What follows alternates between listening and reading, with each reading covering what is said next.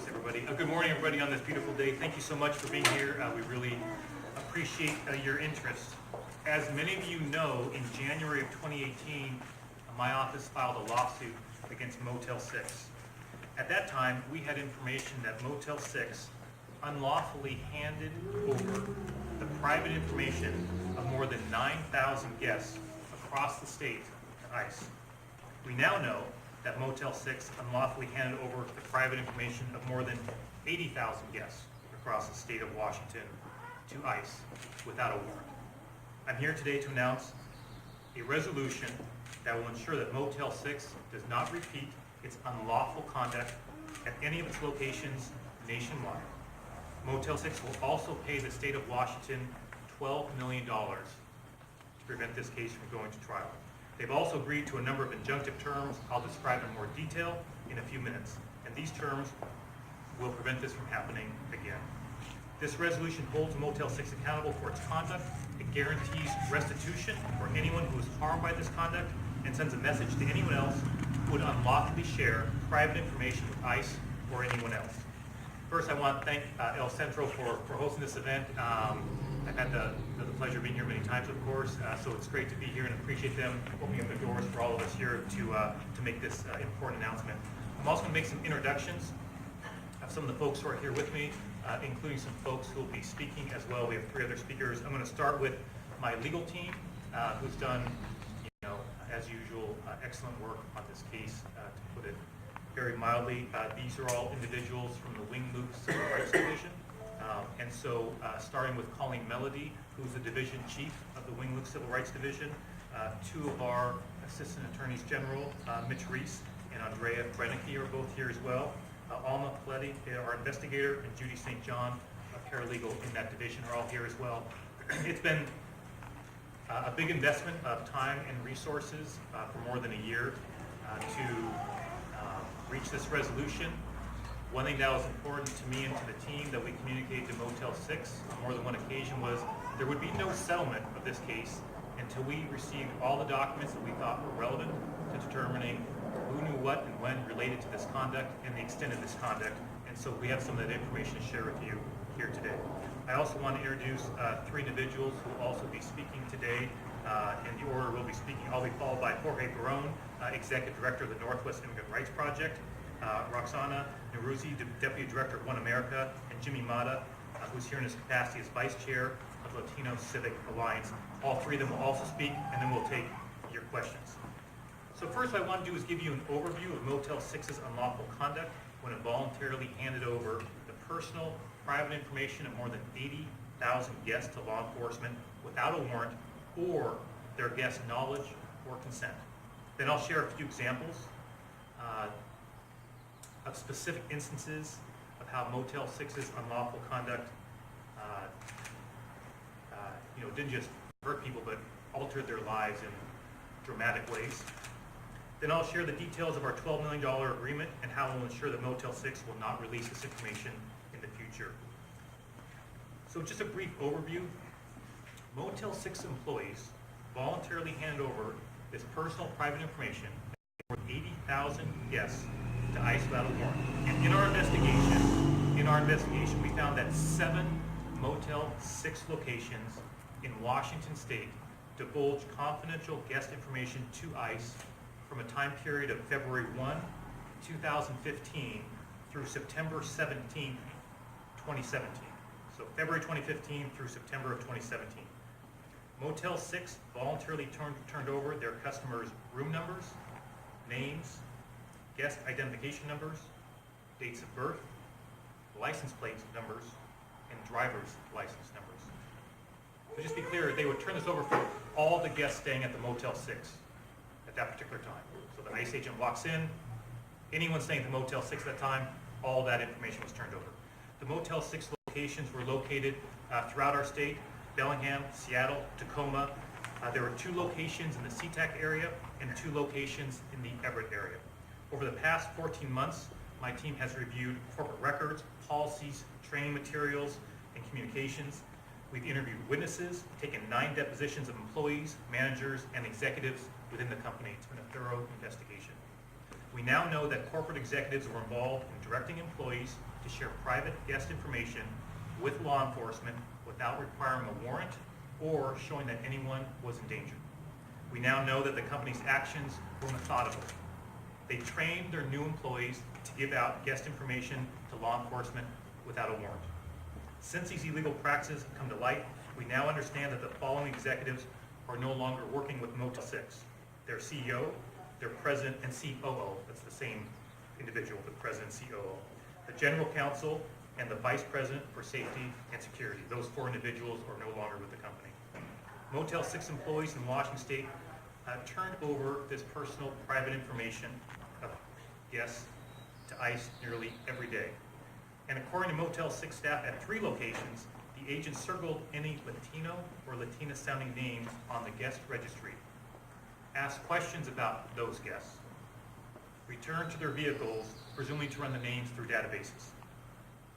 Our investigation and discovery, the documents we received through our investigation, revealed that ICE detained at least 9 individuals as a direct result of this practice. These individuals had no idea their actions, their whereabouts, their private business was given to the federal government without a single question being asked. Because of Motel 6's unlawful conduct, some people lost their jobs and homes and were separated from their families. So I'd like to share a few stories that we've learned since we filed this case. First, a Seattle man stayed at a Motel 6 near SeaTac, where he was wrapping presents for his 4 children. ICE agents showed up at the Motel 6, addressing him by name, detained him, and shortly after deported him. His pregnant wife had to pick up their kids' gifts later on. Her husband was the sole provider for their household. She is now, not surprisingly, struggling to make ends meet with a toddler and 4 other children to care for alone. Another man, a Vancouver business owner and father of 6, who has lived in our country for many years. In fact, he's lived in the country for more than 20 years. ICE picked him up as he left in Everett Motel 6 after buying supplies for his small grocery business. After months in detention, he was deported. His wife and 6 children were not able to maintain the business or their home. The loss of a parent, of course, is quite traumatic, and several of their children are in therapy to cope with the loss of their father. Another Washingtonian was staying at a SeaTac Motel 6. The man has lived in the United States since the age of 1. He went to his car, parked in the Motel 6 parking lot, to get milk for his baby. He was approached and detained by ICE. He was held for 6 days in the detention center, long enough to lose his job. He was released and remains in the United States, but could not find another job for 7 months, putting financial strain on his young family. Yet another Washingtonian was detained for 7 months at the Northwest Detention Center in Tacoma after staying at a Motel 6 in Everett. Despite winning his case for permanent residency, his legal expenses and inability to work means he is less likely to be able to afford a surgery that prevents him from becoming permanently deaf. He has significant hearing issues. Today's resolution ensures that more Motel 6 guests won't have to suffer as these families are suffering. I'd like to tell you a little about the resolution that will prevent this from happening again.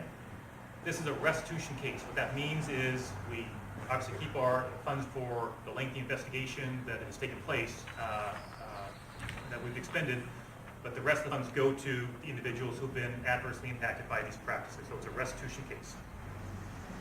So that includes, I want to emphasize, all of the 80,000 individuals who stayed at a Motel 6, the relevant Motel 6s, and had their information shared without their knowledge or consent. So in other words, the bulk of those folks had their information turned over to ICE. They had no idea that it ever happened, probably still have no idea that it ever happened. They'll receive some restitution. It also, of course, includes the families that I mentioned earlier. We know that more people were detained by ICE because of Motel 6's unlawful conduct. And an important part of what our communication is to the public right now is that we're asking anyone in that situation to contact our office. We will get a list from Motel 6 of the tens of thousands of folks who stayed at the relevant Motel 6s, but that does not tell the complete stories for those individuals, and we want to make sure the word is getting out to the public that if they stayed at one of those Motel 6s during the relevant time, of course, to contact us, but also if they have a story of being detained or deported, we most definitely want to hear that as well. You do not need to divulge your immigration status in order to submit a claim with our office. All the information someone needs to make a claim will be prominently displayed in our press release that I think you now have, and on our website. And this information, of course, is available in English and in Spanish. We will, of course, individually evaluate every claim. In addition to paying the $12 million, a very significant sum for a case like this, obviously, Motel 6 signed a legally binding agreement to stop unlawfully providing guest information nationwide, and agreeing to oversight by my office to ensure this never happens in Washington State again. Motel 6 must also maintain privacy policies that ensure it will no longer share guest information with law enforcement without a warrant or other legal documentation required. From now on, employees that receive a request from law enforcement for guest personal information must contact Motel 6's legal team for authorization. Only after the company's legal team has verified the request is done lawfully may an employee hand over this information. Motel 6 will train all employees with access to guest information on this policy. It will provide a 24-hour hotline for employees that have questions about it. In the future, guests who believe that Motel 6 shared their or others' information unlawfully can call a hotline to initiate a complaint. Our resolution requires Motel 6 to publicize the hotline online so that their guests know about it. Motel 6 must maintain detailed records regarding information it shares with law enforcement. Motel 6 must report to my office periodically and provide us with any and all information on disclosures when we ask them for it.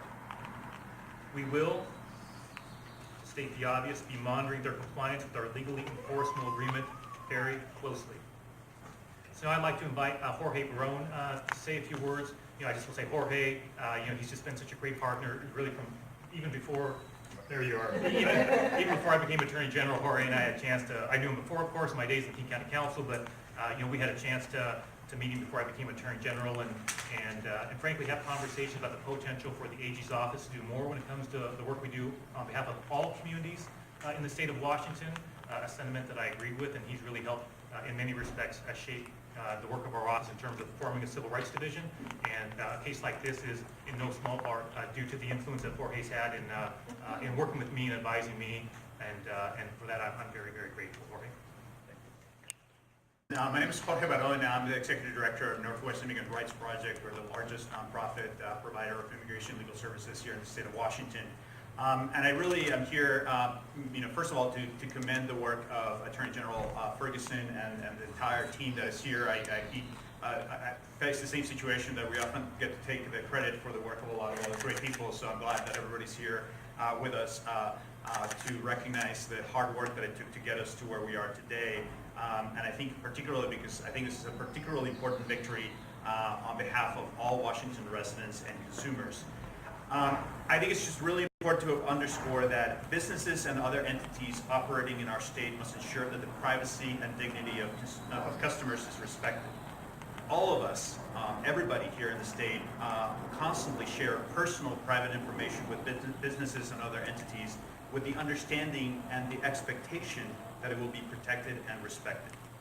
Indeed, as today's news recognizes, it is legally required that they do so, as we've seen today. But this case was particularly troubling for many of us, of course, because it led to the targeting of particular community members and the profound difference that it had and the negative consequences that it had. And I can tell you personally, talking to some of the families who were impacted by the unlawful actions of Motel 6, the pain that it has caused. Attorney General Ferguson talked a little bit about some of those cases, but I think it's just really important to understand the impact that these illegal actions had on families is hard to understate, to overstate. I'm cognizant that one of the challenges in these types of violations is that they're often hard to uncover. We don't always know when that information has been shared unlawfully. So that's why it's particularly commendable and important for our State Attorney General to devote the time and resources that is necessary to do the hard work to investigate and uncover these violations of the law. So again, I want to thank Attorney General Ferguson, the entire team for all of your hard work in making sure that these kind of unlawful actions are exposed. And I hope it also sends a message to others who may be thinking about engaging in this action to prevent the kind of pain that we've seen in our communities. So thank you again for all of your hard work. and it's my pleasure and honor to introduce my colleague and friend, Roxana Narusi, the Deputy Director of One America. Thank you, Jorge. I just want to echo my thanks to you for all your great work for immigrant communities. I am Roxana Narusi. I'm the Deputy Director of One America, Washington's largest immigrant advocacy organization committed to building power in immigrant communities. We're proud to stand here today with the Attorney General and his team and fellow immigrant advocates, more resolved than ever to hold private companies like Motel 6 accountable when they violate individual privacy rights in order to help ICE tear families apart. Today's settlement demonstrates that we are a nation of checks and balances, and when rules aren't followed, there is accountability and retribution for the harm caused, particularly to vulnerable communities. It's a huge victory for our movement and the entire country that Motel 6 is entering a legally binding nationwide agreement never to engage in sharing guest information with federal immigration agencies again without a warrant. Washington is leading the way, not only defending our residents, but setting the standard for what protection looks like across the country. This, as Jorge said, will make other companies think twice before they work with ICE and cause more pain for our communities. At One America, we know the harms of separation caused by Motel 6's unlawful practices are not only emotional and physical, but they are financial. Families have lost their homes, their main sources of income, and their livelihoods. While no amount of money can ever make up for the turmoil caused by family separation, this settlement certainly brings some justice to the families who have lost so much that is irreplaceable. One America looks forward to working with the Attorney General's office to ensure those who suffer the most because of Motel 6's unlawful conduct contact the AG's office and share their stories so they can be eligible for restitution. And finally, I cannot understate the importance of having leadership on this, why having leadership on this issue and champions for immigrant rights in every corner of our state and in every level of power is so important. Today, we send a strong message to the rest of the country that in Washington, we will protect the rights of all residents, regardless of immigration status, and won't tolerate anything less. And with that, it's my honor to introduce Jimmy Mata. Jimmy Mata is the mayor of Burien and is here today representing the Latino Civic Alliance. Yes, good morning. My name is Jimmy Mata. Today I'm representing Latino Civic Alliance as the vice chair. Latino Civic Alliance is a statewide organization, and we support Attorney General Ferguson's effort to hold Motel 6 accountable. Why is this important? Well, one is because it's important to the residents of Washington State to make sure that the privacy of our residents is protected. You know, it's a tough time in these days to live as a brown person or an immigrant or a Muslim. And it's even tougher when corporate America has rules that impact individuals because of the color of the skin and because of what they look like. And today I'm very, very happy, and thank you, staff of the Attorney General's office and the team that brought some justice to the state of Washington, but not only the state of Washington, but are the leaders nationwide of what's right and what's wrong. You know, I hear stories every day of families that are torn apart, and I sympathize with them, and it breaks my heart to see that this is occurring. And we can't sit by idling and be quiet. This is where we stand up, we show leadership. And Attorney General Ferguson, thank you so much. You know, I'm very happy that I will be talking to community members and to talk about the impact that they had in their community, but that there was a result and that there was an action taken, and making sure that their rights were collected, and making sure that we continue to build a country and a community that is going to benefit all of us that live in this community. And again, thank you, and I look forward to going out and talking to community across the state of Washington to collect what's theirs and to understand that we still got justice in this country. Thank you. Your questions? Yes, and then go ahead and Joel. I'm just kind of curious how they gave away the information so freely. I guess were ICE agents using sort of any leverage to extract it, or is it like the higher ups?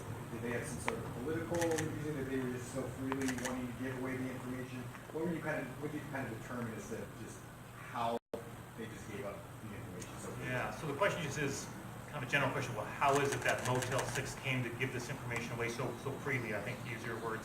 I may ask someone from the team to chime in as well. I mean, in terms of any motives they may or may not have had, Motel 6 would have to answer that, right? We reviewed lots of documents, had many depositions. What we can say, it was a methodical approach as part of their training to turn over guest names to law enforcement, even without a warrant. Essentially, no questions asked. A form would be filled out, right? There was a form that the ICE agent would fill out, and then the names would all be turned over. So I think something I would emphasize that this was methodical.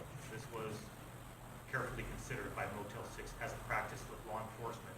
And but in terms of, I think part of your question is, hey, was there a political agenda they had? I don't think we can speak to that, right? That's a question for Motel 6 of why they had these policies, why they chose to allow this information be turned over to law enforcement without a warrant, for example, or without an emergency situation, which is in clear violation of Washington state law. So like in some respects, that's a question best for Motel 6. What we can do is explain what we saw, what their system was, how they trained their employees, what their form looked like.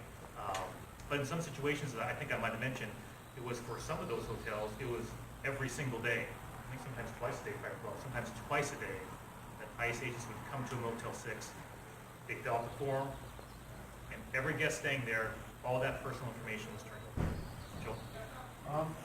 They've signed, they've agreed to a settlement, they've signed a legally binding agreement. But nowadays, particularly with politicians, we hear, have you apologized? Did Biden apologize? Did so-and-so apologize? Has Motel 6 apologized? I mean, you have to ask them if they want to issue an apology. They've issued some statements around this situation. I can say that a reason we got started with this investigation in the first place is because, as you might recall, Joe, there was a situation in Motel 6 in Arizona that made the news, where information was released. And I read about it like in the USA Today. I think I was traveling or something, and I read about it and called up probably Colleen or a member of the team to say, hey, I've read this. What I remember being struck by was Motel 6's response to that incident, in which they said it was isolated, right, and really tried to minimize it, which candidly made me a little bit suspicious, and asked the team to begin an investigation. Their investigation's been very thorough. So I'll let Motel 6 speak about how they view it. I can only say that the impact on so many Washingtonians is hard, like Jorge said, right? Hard to overstate. And it ranges, right, from tens of thousands of people who just people stay in hotels for all sorts of reasons. Some intensely private, right? You may be fleeing domestic abuse. You may be going on a job interview you don't want your employer to know about. There may be all sorts of personal reasons or professional reasons you're staying at a hotel. The last thing I think most of us think is going to happen is your information be turned over to the federal government without you knowing, and in violation of the policies on the motel's website. That's at one end of the harm, and then the opposite end are the examples of the stories that I told where people's lives were, it's hard to find the right words, but that their lives were, look, it doesn't overstate, say their lives were in large part altered in very fundamental ways, to the extent where parents can no longer see their children. Right?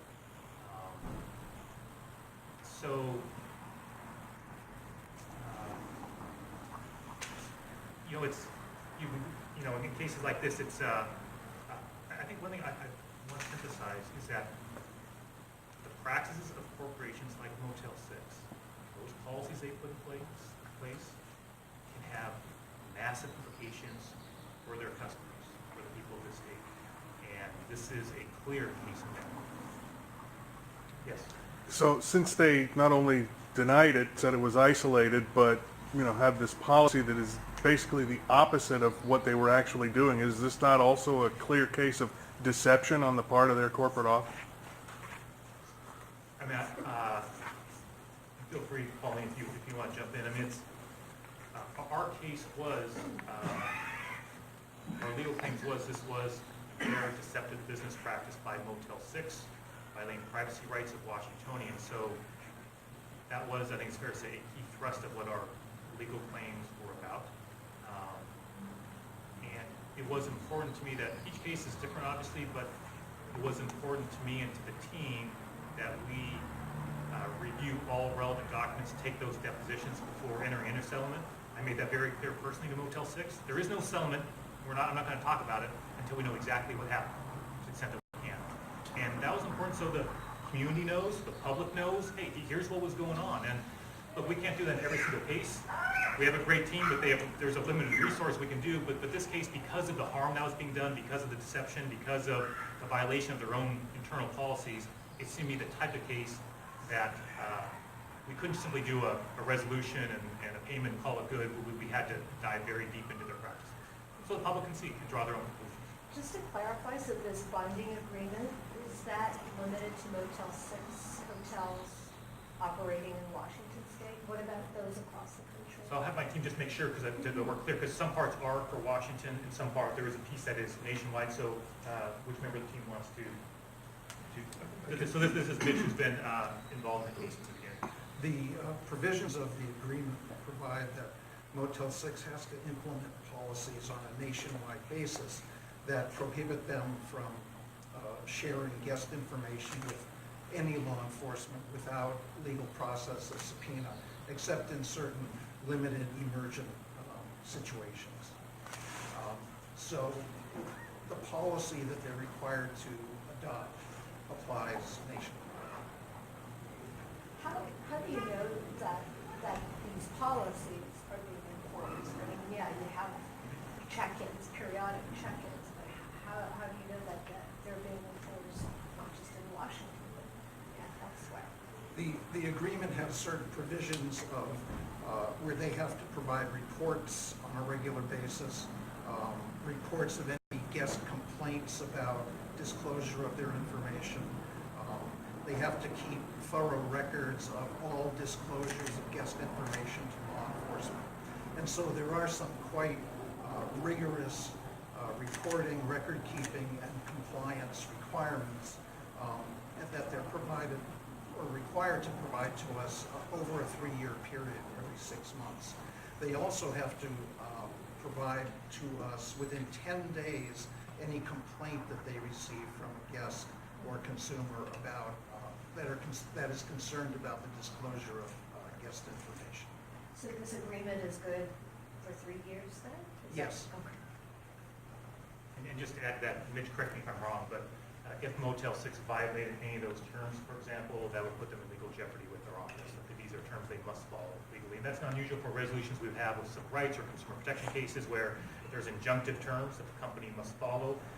They sign that agreement. If they don't follow those terms, there's a legal hook there if they don't follow those terms. So to your point, are there ever any guarantees that the company follows those? Of course not, but we monitor that very closely. They must provide that information, all the points that Mitch made. And if they don't, and we discover that, they have a legal problem with their office.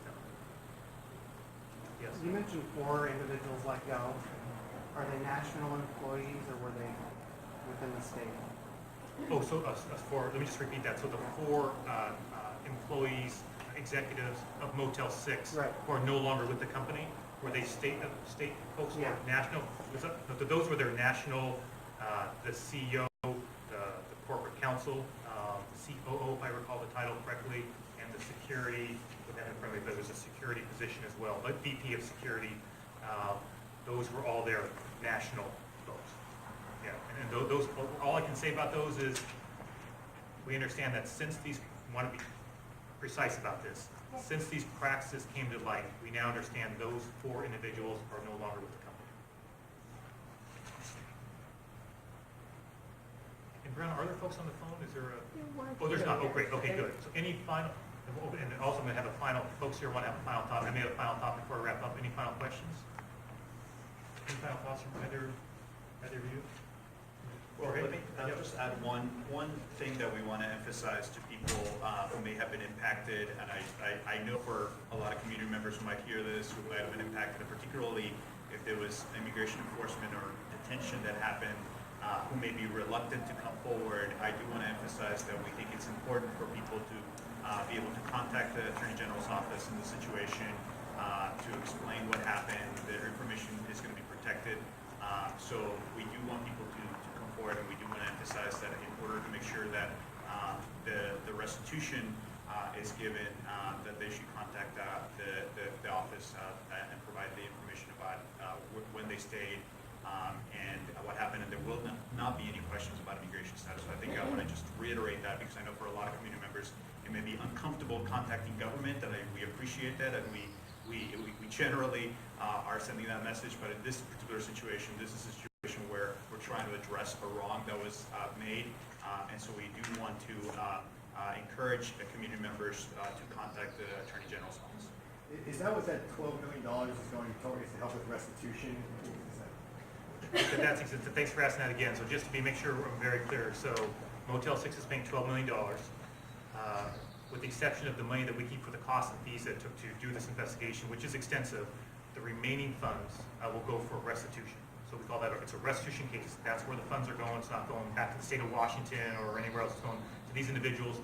We will now be engaging in what's going to be a lengthy process, can lead to hear more stories of impacts individuals and families, to go through a claims process. That will take some time. So you'll be hearing back from us at some point in which we will know, hey, for individuals, for example, who stayed at Motel, but were not, let's say I stayed at Motel 6 during that time. I don't even know that happened to me.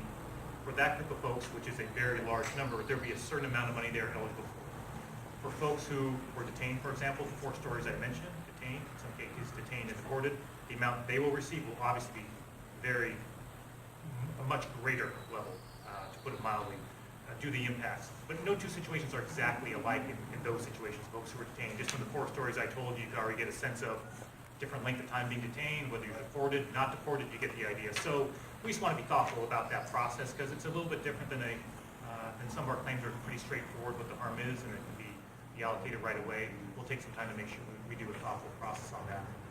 But again, we want to emphasize for folks to reach out to our office, especially if a family member was detained or deported as a result of these practices. And then just a final thought, I so appreciate the team that's done such great work again on this case. And when creating the civil rights, first it was a unit, it recently became a division, given the size and the scope of their work. It's now a division in our office. They're often in the news for the work we do at the national level with the administration, travel ban, Dreamers cases, and those are obviously very, very important. The original conception, when I created a civil rights unit, now a division, was essentially for cases like this, right, enforcing our state laws on behalf of all Washingtonians. And so this is, I think, exactly the kind of work that I hope we could do as a state. And to what I think earlier comments that were made is, we are the people's law firm. We represent everybody in the state. Everybody in the state. And it's important that everybody in the state understand that. So whether it's in this context or any other, if folks feel they're being harmed, their civil rights are being violated, their privacy being violated, contact our office. And I'm just so proud of the outcome of this case. A $12 million resolution is very large for a case like this. Privacy case, a case related to these types of violations, As we understand it, there is a case going to court involving Mr. Iman. First thing I want to ask you to do is clarify, because he is characterizing it as a lifetime ban from politics, but that's not what it is according to your office, is it? Well, it's not just what's according to my office, it's what's according to the pleadings that we file with the court, what we're actually asking the court. And what we're asking the court is that he no longer be involved in the financial aspects of initiatives. He is free to propose initiatives. He's free to campaign about initiatives. Free to come up with an idea for an initiative, but he's a repeat offender when it comes to deceptively concealing where the monies go for these initiatives and personally profiting from them and keeping the public in the dark. All that's illegal. He's been banned in the past through the judicial process from being a treasurer on a campaign. We think that clearly needs to be taken one step further and say he just can't be involved in the financial aspects at all, because we know what happens. He personally profits and the people don't know. His donors don't know and the people don't know. How can you gauge that? I mean, if he's, let's say, leading an initiative campaign, how can you gauge whether he is just on the political end of it or if he's also dealing with the financial end of it? Well, if our request is granted, he simply wouldn't be able to engage in the financial side of it. If he was, he'd be in legal jeopardy. It's that simple. But I want to be clear, yes, he wants to portray this as a lifetime ban from his political pursuits. It's just not true. It's not what's in our pleadings. It's not what we're going to argue in court tomorrow. So he's been untruthful throughout this process with the public, with his donors, and frankly now he's being untruthful to the court about what we're asking. But we'll see what happens tomorrow in court. Any concern that he might take this to the next level on First Amendment grounds, and how would you counter that? Well, first the trial court judge has to make a decision about this issue, and then whether or not Tim Eyman violated the law. We feel we have a very compelling case. We've laid that in our court papers, but first the trial court judge makes a decision, and then after that the parties decide whether or not they wish to appeal it or not. So we're a long way from that decision. Right now we're very focused on the case before the judge. Two key components. Hey, is he allowed to go forward on being financially involved in initiatives in the future or not? And number two, did he violate the law, and if so, what penalty does he need to pay? Now, I know you don't have the case file in Yeah. front of you, but can you give us a rough guess as to how much your case claims he's profited from these things over the years? Oh, it's very significant funds in the hundreds of thousands of dollars, and our case lays that out. And again, this is not the first time. We've seen this rodeo before. He's admitted in the past to personally profiting from these campaigns and not divulging that to his donors and the public. And that's the key aspect of this. Our public disclosure laws are crystal clear. You've got to be transparent to the public of where the checks are coming from and where the checks are going. He doesn't do that. He hasn't done that, and he continues not to do that, and that's why he finds himself in the situation he's in today. And it sounds like you're pretty confident about your case. We feel we have a very strong case. We wouldn't bring it unless we had a strong case. Tim Eyman's company has been in contempt of court now for close to a year. He's paid tens of thousands of dollars himself in fines for being in contempt of court for not turning over documents. We feel we have a strong case, yes.